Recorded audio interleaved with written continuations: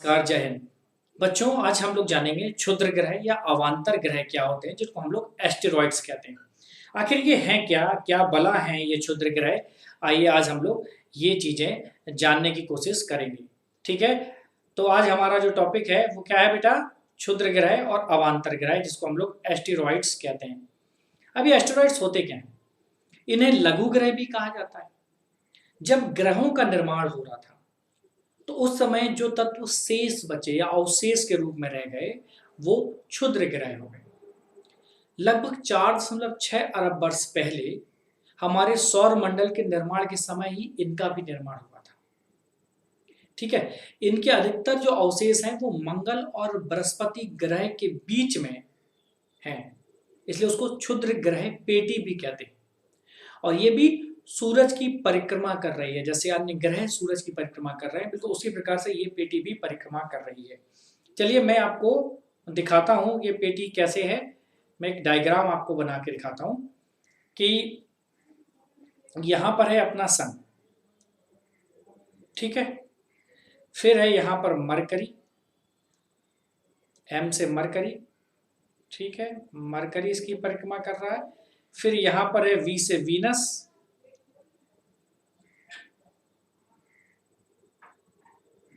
शुक्र ग्रह परिक्रमा कर रहा है।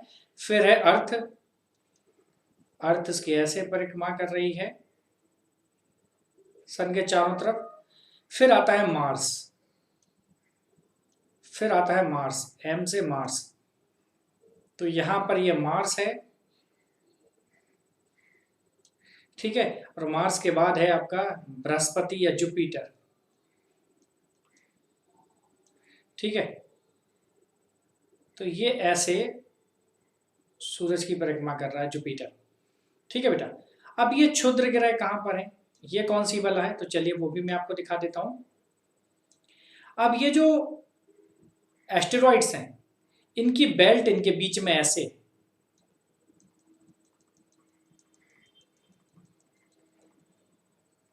और ये लगभग चारों तरफ है।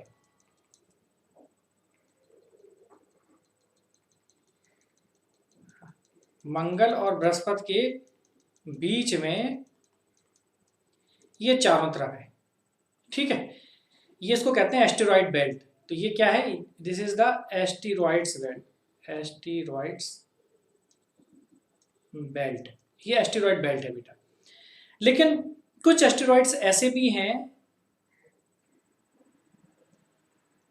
जो जुपिटर जहां पर परिक्रमा कर रहा है वहीं पर है।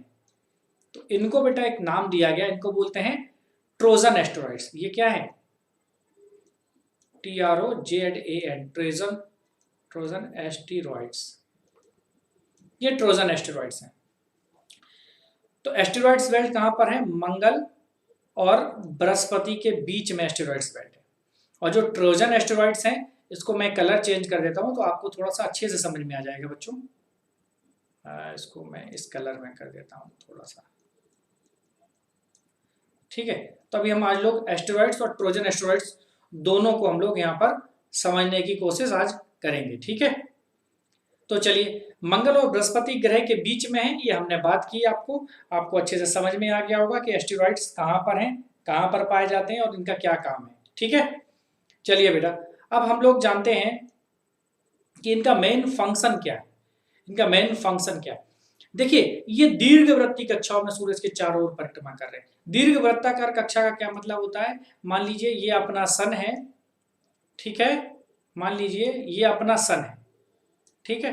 तो सन के चारों ओर, ये सन है और सन के चारों ओर कोई परिक्रमा कर रहा है, तो ये हो गई उसकी दीर्घ वृत्ताकार कक्षा, ठीक है। दिस इज द दीर्घ, ये क्या है, दीर्घ वृत्ताकार कक्षा, इसमें परिक्रमा। तो क्षुद्र ग्रह भी कभी कभी अनियमित ढंग से घूर्णन करते हैं, ठीक है।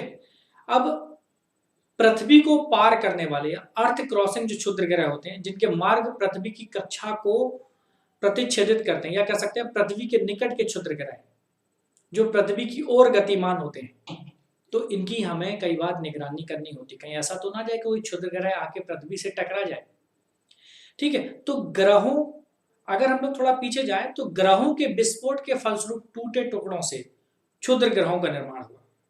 ठीक है, ये जो पीछे हम लोग पुरानी स्लाइड्स को देख रहे थे, तो जब ग्रहों का निर्माण हो रहा था उस समय ग्रहों में विस्फोट हुआ और विस्फोट होने के बाद वो टुकड़े कई सारे टूट के अलग अलग बिखर गए, तो इनसे क्षुद्र ग्रहों का निर्माण हुआ है। वास्तव में क्षुद्र ग्रह एक प्रकार के मलबा है, जो ग्रह बनने की प्रक्रिया के बीच में जो मलबा छूट गया था वो है। ये ग्रह के रूप में इकट्ठा होने में विफल रहा, क्योंकि किसी इन मलबे से किसी ग्रह का निर्माण नहीं हो पाया। ठीक है, तो ये मंगल और बृहस्पति की कक्षाओं के बीच में क्या करने लगा, ये परिक्रमा करने लगा। ये क्या करने लगा, ये देखिए, ये यहाँ पर ये हम लोग बात कर रहे हैं ना, ये मंगल और बृहस्पति की कक्षाओं के बीच में परिक्रमा करने लगा और इनकी अनुमानित संख्या लगभग 1,00,000 है। एस्टेरॉइड्स की संख्या अगर कोई पूछे तो कितनी है अनुमानित संख्या, तो आप बताइएगा। अनुमानित संख्या लगभग 1,00,000 है। कितनी है, 1,00,000। ठीक है, तो इनकी अगर अनुमानित संख्या आपसे पूछी जाए तो आप बता देंगे कितनी है, इनकी अनुमानित संख्या लगभग 1,00,000 के लगभग है। तो ये डायग्राम आपको अच्छे से याद रखना है, और ये क्षुद्र ग्रह कहाँ पाए जाते हैं, यहीं से क्वेश्चन पूछता है। ठीक है, अब कुछ क्वेश्चंस इंपॉर्टेंट हैं, फैक्चुअल हैं। फैक्चुअल डिटेल भी बहुत इंपॉर्टेंट है क्योंकि आपके एग्जाम में पूछी जाएगी। वो ऐसे पूछ सकते हैं कि सबसे बड़ा क्षुद्र ग्रह कौन सा है, आप बताओ सबसे बड़ा क्षुद्र ग्रह। तो अगर पूछा जाए सबसे बड़ा कौन सा है, सबसे बड़ा, तो आप बता देना सीरीज। कौन सा है, सीरीज। सीरीज जो क्षुद्र ग्रह है वो सबसे बड़ा है। इसका व्यास लगभग 800 किलोमीटर है। 800 किलोमीटर इसका व्यास है, तो त्रिज्या इसकी आधी हो जाएगी। 400 किलोमीटर तो लगभग इसकी त्रिज्या है। तो सबसे छोटे क्षुद्र ग्रह तो कंकड़ के समान होते हैं। कैसे होते हैं, सबसे छोटे क्षुद्र ग्रह अगर कहीं आपको दिख रहे हैं तो समझ लेना वो कंकड़ के जैसे हैं, कंकड़ के जितने होंगे। हालांकि पृथ्वी के साथ क्षुद्र ग्रह की टक्कर बहुत ही कम होती है, फिर भी क्षुद्र ग्रहों की गति पर सावधानी से नजर रखी जाती। इसका कारण है कि पृथ्वी के साथ क्षुद्र ग्रह की टक्कर से पृथ्वी पर जीवन और संपत्ति को भारी नुकसान हो सकता है। वास्तव में ऐसा माना जाता है कि पृथ्वी से डायनासोर की विलुप्ति या विलुप्त होने के कारण लगभग 65 मिलियन वर्ष पूर्व पृथ्वी के साथ कुछ एस्टेरॉइड्स की टक्कर ही होना था। जब वो टक्कर हुई तो उस टक्कर के बाद क्या हुआ, डायनासोर विलुप्त हो गए। तो पृथ्वी की सतह पर बड़े बड़े विशाल गर्त बन गए। ठीक है, इन गर्त को आप गूगल सर्च कर कीजिएगा तो वो दिखाई देंगे आपको, नहीं तो मैं आपको, जो लोग इस वीडियो को यूट्यूब पर देखेंगे उनको वो दिखाई देंगे। ठीक है, तो बच्चों ये वीडियो को आपको यूट्यूब पर भी मिल जाएगा, जो लोग आज की क्लास में अवेलेबल नहीं हुए। ठीक है, बिल्कुल बिल्कुल बिल्कुल, बहुत सारे ऐसे गर्तों का निर्माण हुआ है। ठीक है, अब देखो मिट्टी बनने की प्रक्रिया, या बोलते हो मिट्टी के अपरदन की प्रक्रिया को समझिए। मिट्टी अपरदन की प्राकृतिक प्रक्रिया, जैसे पवन और वर्षा ने लंबे समय तक काम करते हुए इन गर्तों को अब भर दिया है। वर्तमान में ऐसे केवल कुछ ही गर्त पृथ्वी की सतह पर शेष रहे हैं। जैसे महाराष्ट्र में आपको एक गर्त का नाम बताते हैं, लोनार झील। लोनार झील महाराष्ट्र की है, वो पृथ्वी के साथ एस्टेरॉइड की टक्कर से बनी झील है, वो एक ऐसा ही गर्त है। ठीक है, तो चलिए दोस्तों, इसको समझ में आया। तो भारत में लोनार झील का आपको एग्जांपल इसमें याद रखना है। दूसरा हम लोग बात करते हैं ट्रोजन एस्टेरॉइड्स क्या होते हैं। हम लोगों ने यहाँ पर बात किए थे, फिगर में देखिए आप। अब जो जुपिटर की कक्षा में है, जो जुपिटर की कक्षा की तरफ जो है वो क्या है, ट्रोजन एस्टेरॉइड्स। ट्रोजन वो क्षुद्र ग्रह हैं जो हमारे सौर मंडल के ग्रहों के निरंतर साथी हैं, क्योंकि वो ग्रह के सामने या पीछे लगभग 60 डिग्री के निश्चित बिंदु पर रहते हुए सूर्य की परिक्रमा करते हैं। तो ये वाला जो है यहाँ पर ये डायग्राम आपको याद रखना है। ठीक है, अब ये भी सूरज की परिक्रमा कर रहा है, लेकिन ये कैसे कर रहे हैं यहाँ पर याद रखना है। जो ट्रोजन में हम लोग बात कर रहे हैं, पेन चेंज कर लेना बेटा। अब देखिए, जो ट्रोजन थे, ट्रोजन में कितने पे, ये 60 डिग्री पर सन के चारों तरफ क्या करते हैं, उसकी परिक्रमा करते हैं। क्योंकि ये निरंतर उसी कक्षा में या तो आगे बढ़ते हैं या ग्रहों का अनुसरण करते हैं कि जैसे जैसे ग्रह चल रहे हैं वैसे वैसे भैया हम चलेंगे। ठीक है, अतः उनका अपने साथी ग्रह के साथ टकराव कभी नहीं होता। इसलिए क्या होता है, उनका कभी भी अपने साथी ग्रह के साथ टकराव नहीं होता। ठीक है, हमारे सौर मंडल में 6 ग्रहों के ट्रोजन क्षुद्र ग्रह हैं, बृहस्पति, नेपच्यून। तो किस किस के ट्रोजन हैं ये याद रखिएगा। मैंने आपको एक एग्जांपल बताया था वहां पर डायग्राम में। ट्रोजन बृहस्पति के हैं, ठीक है, नेपच्यून के हैं, ठीक है, मंगल के हैं, शुक्र के हैं, यूरेनस के हैं बेटा, ठीक है। इसके अलावा यूरेनस के अलावा छठा ग्रह और पृथ्वी के भी ट्रोजन हैं, ठीक है, ओके। अब पृथ्वी का ट्रोजन क्षुद्र ग्रह है ना, वो इल्यूसिव है। अभी तक वैज्ञानिकों ने पृथ्वी का केवल एक ही ट्रोजन क्षुद्र ग्रह, तो पृथ्वी का कौन सा है आपको याद रखना है, पृथ्वी का एक ही है, ठीक है। अब एक ही है तो इसका क्या नाम है, नाम भी तो पता होना चाहिए, ठीक है। इसका नाम है 2010TK7। ये पृथ्वी का केवल एक ही ट्रोजन क्षुद्र ग्रह अब तक खोजा गया है बच्चों, ठीक है। अब ओरिरिस रेक्स एक अंतरिक्ष यान था, ठीक है। इसको ट्रोजन क्षुद्र ग्रहों की खोज के लिए तैयार किया गया था। हाल ही में नासा ने पृथ्वी के नजदीक स्थित एक क्षुद्र ग्रह है बेनू के अनुसंधान के लिए मानव रहित अंतरिक्ष यान ओरिसिस रेक्स को भेजा, ठीक है। तो आपको याद रखना है ओरिसिस रेक्स क्या है, ओरिसिस या फिर सॉरी ओसिरिस होता है शायद, ओसिरिस रेक्स। अब ये ओसिरिस रेक्स क्या है, क्षुद्र ग्रहों की खोज के लिए, क्षुद्र ग्रहों की खोज के लिए नासा द्वारा भेजा गया एक अंतरिक्ष यान है। तो यहां तक समझ में आया,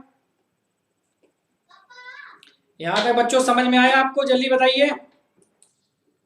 तो ओरिस रेक्स आपको याद रखना है। इसके अलावा भी बहुत सारे ऐसे अभियान हैं जो क्षुद्र ग्रहों की खोज के लिए भेजे गए। तो वो कौन कौन से अभियान हैं वो थोड़े से आपको कुछ याद रखने की जरूरत है, ठीक है। तो उन अभियानों को आप अच्छे से याद रखेंगे। मैं आपको कुछ यहाँ पर कुछ फैक्ट्स बता रहा हूँ, वो आप लोग याद कर लें। जैसे एक है लूसी, लूसी, ठीक है, लूसी, ठीक है। इसको बृहस्पति के ट्रोजन ग्रहों या जो क्षुद्र ग्रह है ना, ट्रोजन क्षुद्र ग्रहों का पता लगाने के लिए, ये इसको किसके लिए भेजा गया था, बृहस्पति के ट्रोजन के पता लगाने के लिए भेजा गया, ठीक है। और 2021 में इसको भेजा गया, 2021 में इसको नासा अभी भेजने वाला है, ठीक है। तो याद होगा एक जो लूसी अपने गंतव्य जो एक मुख्य बेल्ट है ना, मेन बेल्ट है जो एस्टेरॉइड्स की, वहां पर 2025 में पहुंचेगा। तो 2021 में इसको भेजा जाएगा, ये 2025 में बेटा ये पहुंच जाएगा, ठीक है। और 2033 तक ये काम करेगा, 2033 तक ये वर्क करेगा, ये वर्क करेगा, ठीक है। लूसी के अलावा एक और चीज है, उसका नाम है साइकी। तो लूसी हो गया, एक है साइकी, साइकी ये मंगल और बृहस्पति के बीच स्थित जो प्राथमिक एस्टेरॉइड बेल्ट में है, तो सूरज की परिक्रमा करने वाला एक क्षुद्र ग्रह है साइकी। ये माना जाता है कि चट्टानों या बर्फ से निर्मित कई अन्य क्षुद्र ग्रहों के विपरीत देखा जाए तो साइकी पृथ्वी के कोर के समान मुख्य रूप से लोहे और निकल धातु से बना है। तो साइकी की जो कोर है ना, वो आयरन और निकल से बनी हुई है, बिल्कुल अर्थ के जैसे ही बनी हुई है। तो माना जाता है मूल रूप से एक प्रारंभिक ग्रह था, लेकिन समय के साथ साथ देखा जाए तो यह अन्य अंतरिक्ष पदार्थों से टकराने के कारण इसका बाहरी चट्टानी भाग टूटकर इससे अलग हो गया होगा, ठीक है। तो साइकी मिशन पृथ्वी के कोर के बारे में अधिक जानकारी प्राप्त करने में करेगा। तो साइकी क्या है, साइकी खुद एक अपने आप में एस्टेरॉइड्स है। साइकी क्या है, एक एस्टेरॉइड्स है। और इससे क्या पता लगेगा, इससे अर्थ के स्ट्रक्चर, इससे अर्थ के स्ट्रक्चर की जानकारी मिलेगी, इससे पृथ्वी की संरचना की जानकारी मिलेगी, ठीक है। तो पृथ्वी के बारे में और ज्यादा जानकारी हम लोग को मिल जाएगी। इसके साथ यह समझने में भी मदद मिलेगी कि सूर्य और सौर परिवार के अन्य ग्रहों का निर्माण कैसे हुआ और समय के साथ इसमें बदलाव कैसे हो। या फिर ये कैसे विकसित हुआ, जहाँ जीवन की उत्पत्ति, विकास और निरंतरता कैसे ये डेवलप हुई, इसके बारे में भी साइकी के अध्ययन से बहुत कुछ पता लगने वाला है। चलो दोस्तों, हम लोग नेक्स्ट टॉपिक शुरू करते हैं, धूमकेतु या कॉमेट्स, जिसे आप पुच्छल तारा भी कहते हो, है ना, इसकी पूंछ होती है, आपने कई बार देखा होगा। तो पुच्छल तारे या धूमकेतु क्या होते हैं?